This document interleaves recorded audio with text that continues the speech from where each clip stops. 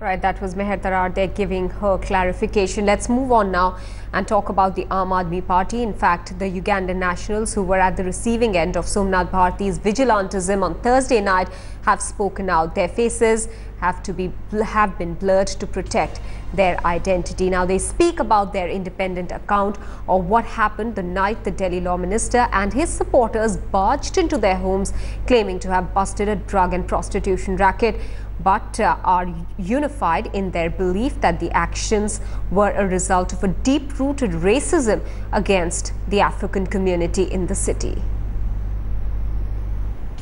I was so scared, and what I did, I had to call some friend of mine, and I'm like, I want to move out of the area because I was so scared, because it was my friend. You never know, next time it will be me. So what I'm planning is I plan to get out of the area.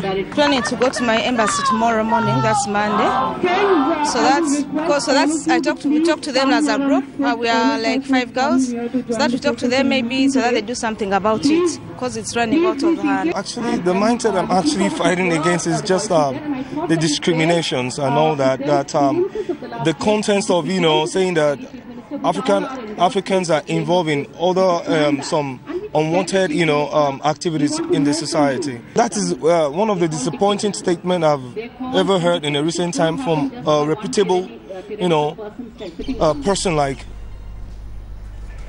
Well, the political backlash to the minister's nighttime raid has forced the Aam Aadmi Party on the back foot. Leader of the opposition in Rajya Sabha, Arun Jaitley, says that Somnath Bharti's approach appears to be a racist one. The party within days has become a victim of its own unconventional style. Mobs can't take decisions. They can, at best, be populist.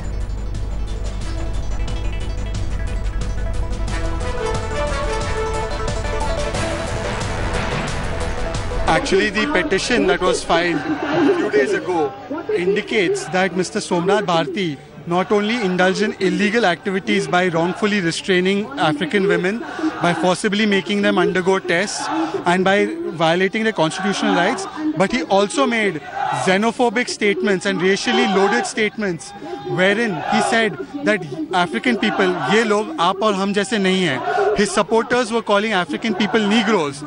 All this is not only racist and illegal, it's unconstitutional.